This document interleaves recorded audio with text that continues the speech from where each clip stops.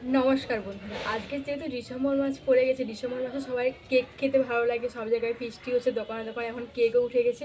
তাই জন্য আজকে আমি নিয়ে চলেছি কেকের রেসিপি। কেক বানানোর জন্য একদম পারফেক্ট, একদম নরম হবে, কোনো ভেঙেও যাবে না, কিচ্ছু হবে না। তার জন্য প্রথমে যেটা করতে হবে, মাপটা যদি ভালো করে আমাদের জানা থাকে তাহলে কিন্তু কেকটা একদম পারফেক্ট হবে। তো দেখো, মাপ জানার জন্য আগে নিয়ে নিচ্ছি এখানে একটা আমি কাপ। এই কাপ মাপ বুঝে তোমাদেরকে এমনভাবে দেখাবো, বাড়িতে একবার ট্রাই করবে, কেক ভাঙবেও না আর একদম স্পঞ্জি নরম হবে। চলো, তার জন্য কী কী উপকরণ লাগবে তোমরা একবার দেখে নাও। তো এখানে আমি প্রথমে ময়দা নিয়েছি, আর এখানে চিনিকে মিক্সচার মেশিনে গুঁড়ো করে নিয়েছি। এখানে 10 টাকা একটা আমুল দুধের প্যাকেট। এখানে আমি বাটা নিয়েছি, বাটাটা খুব অল্প পরিমাণেই লাগবে, কেউ না চাইলে নাও দিতে পারো। এখানে দুধ নিয়েছি, এখানে আমি ভ্যানিলা এসেন্স নিয়েছি, এখানে বেকিং পাউডার, আর এখানে কিছু ড্রাই ফ্রুটসকে আমি ছোটো ছোটো করে কেটে নিয়েছি। যেরকম যার পছন্দ ড্রাই ফ্রুটস এখানে দিতে পারো। চিনির ক্যারামেলটা বানিয়ে নেওয়ার জন্য প্রথমে গ্যাসটাকে জ্বালিয়ে নিতে হবে, তারপরে কড়াইয়ের মধ্যে পরিমাণ মতন তোমরা চিনিটাকে দিয়ে দেবে। তারপর কিন্তু সমানে নাড়তে থাকবে যতক্ষণ না চিনি থেকে রসটা কিন্তু বেরিয়ে যাবে। যতক্ষণ তোমরা যদি নাড়তে না থাকো না, চিনিটা কিন্তু কড়ার মধ্যে লেগে যাবে এবং কিন্তু ওটা পুড়ে যেতে পারে। আর গ্যাসের স্টিমটা সবসময় কিন্তু লোতে রাখবে। তো এখানে প্রায় দেখো হয়ে গেছে। এবারে যে ড্রাই ফ্রুটসগুলো কুচিয়ে রেখেছিলাম সেগুলো আমি এর মধ্যে দিয়ে দেবো, দিয়ে প্রায় নেড়ে চেড়ে এবার নামিয়ে নেবো। প্রায় আমার এখানে কমপ্লিট হয়ে গেছে। এখানে যে চিনিটা গুঁড়ো করে রেখেছিলাম, এই চিনি গুঁড়ো আবার মিক্সচার মেশিনের মধ্যে দিয়ে দিচ্ছি, আর দিয়ে দিচ্ছি একটা ডিম। ডিমটা এইভাবে মিক্সচার মেশিনের মধ্যে দিলে না, যাদের কাছে কেকের কোনো মেশিন নেই, এই ডিমটা এখানে ভালো মতন করে না ফাটানো হয়ে যাবে। তো চলো, কি সুন্দর ফাটিয়ে নিয়েছি ডিম আর চিনিটাকে একসঙ্গে মিক্সচার মেশিনে। তোমরা এরকম ফাটিয়ে নেবে যাদের কাছে কেকের মেশিন নেই। এবার আমি এই যে চিনি ক্যারামেলটা বানিয়ে নিয়েছিলাম না, এটা আমি এখানটা দিয়ে দিচ্ছি। প্রথমে তোমরা এটাই করবে, আগে এটা দিয়ে দেবে। আমি এই যে ডিম আর যে চিনিটা যে মিক্সচার মেশিনে ফাটিয়ে আনলাম, এটা আমি দিয়ে দেব। এবার আমি ভালো করে এটাকে একটু গুলে নেব। এবার আমি কাপ অনুযায়ী না ময়দাটাকে মাপ করে নেবো। আমি এখানে মিনিমাম 3 কাপ ময়দা নেব। তো চলো, এই যে 1 কাপ ময়দা নিয়ে নিয়েছি, আরও 2 কাপ ময়দা নেব। আর ময়দাটাকে না তোমরা চেলে নেবে, ঠিক আছে? চেলে নিলে খুব ভালো হয়। এবার আমি ময়দাটাকে চেলে নেবো, শুধু ময়দা না, এখানে যে আমি মানে যে বেকিং পাউডারটা দেবো, বেকিং পাউডারটা প্রায় হাফ চামচ মতন আমি এখানে বেকিং পাউডার দেবো। আর তোমরা কিন্তু খাবার সোডাও দেবে এখানটায়। আর এখানটায় প্রায় আমি 1 চামচ মতন খাবার সোডাও এখানে ইউজ করব। আর দেবো গুঁড়ো দুধ 4 চামচ,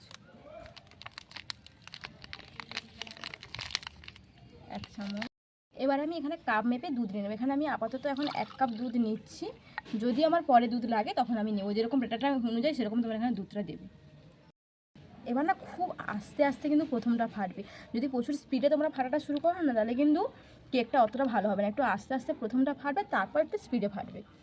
দেখো, এখানে কিন্তু গোলাটা হয়ে গেছে, কিন্তু এবার আমি যেটা দেবো সেটা হচ্ছে তেল। এখানে আমি প্রায় কিন্তু 1 কাপ তেল নিয়েছি। 3 কাপ ময়দায় আমি এখানে 1 কাপ তেল ইউজ করছি কিন্তু। দেখো, আমি বাটারটা এখানে দিয়ে দিচ্ছি। এবার যেটা দেবো সেটা হচ্ছে ভ্যানিলা এসেন্স। দেখো ভ্যানিলা এসেন্সটা কতটা দেবে, হাফ চামচ কি একটু তার বেশি। এই যে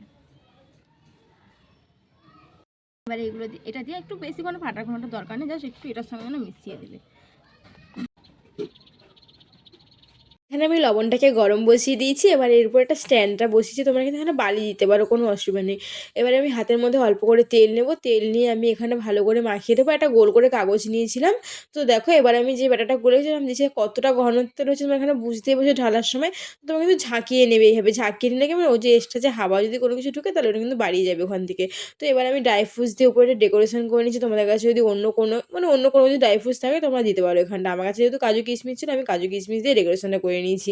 তো ডেকোরেশন করে আমি মিনিমাম তোমরা 45 থেকে 1 ঘন্টা স্টিম করবে, এর বেশি স্টিম করার কোনো প্রয়োজন নেই।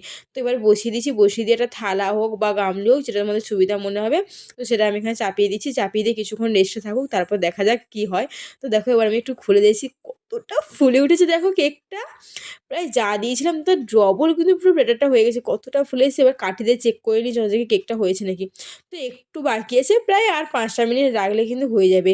তো দেখো, কারণ আমি তোমার সঙ্গে তো দেখো কেকটা কিন্তু এখানে হয়ে গেছে। এবার আমি প্রথমে ছুরি থেকে সাইড থেকে এরকম করে নেব। করতে হয়নি, একা একাই উঠে যাচ্ছে। এবার দেখো, দেখো কত সুন্দর হয়েছে কেকটা, একদম নরম পন্সি হয়েছে। দেখো, এবার আমি কেকটা কাটছি। দেখো, দেখো কতটা পন্সি হয়েছে কেকটা, দেখো কতটা নরম হয়েছে কেকটা, সাইডে এবং উপরটা দেখো। তো চলো এবার কেটে সবাইকে আমি দিয়ে দিচ্ছি। এখানে অনেক বাচ্চারা চলে এসেছে। কেকগুলো কেটে আমি এখানে সাজিয়ে নিয়েছি, এবার একে একে সবাইকে দিয়ে দিচ্ছি। যেখানে আমার সব ভাইবো ভাইজিরা চলে এসছে, সবাইকে আমি দিয়ে দিচ্ছি একে একে। তো দেখো এখানে কত ছোট ছোট বাচ্চারা সব চলে এসছে। তো আমি এদিকে ডেকেছিলাম, আই কেক করেছি, কেক খাবো আয়। তো দেখো সবাইকে দিয়ে দিচ্ছে। ওপাশে একটা ক্ষুদে সদস্য, সব থেকে আমার ক্ষুদে সদস্য দেখো, ও পাতা নিয়ে এসেছিলো হাতে করে কোথা থেকে, সেখানে পাতাটাকে আমি বলছি তুই পাতাটাকে রাখ, রেখে এটা নিয়ে তারপরে ভাইকে বললাম যে ওকে হাতে একটু ধরিয়ে দেবে, ভাইকে দিলাম। ওর পাশে না ঠাকুমা বলছে আমাকে দে, আমি টেস্ট করে বলবো কেমন হয়েছে। তো ঠাকুমাকে দিলাম। কেমন হয়েছে খেতে? ভালো হয়েছে তো? ভালো হয়েছে কেক? তো ঠাকুমার রিভিউটা দেখলে পাশ থেকে অনেক কথা বলছিল বলে আমি এটাকে ভয়েসটাকে আবার আমাকে দিতে হলো।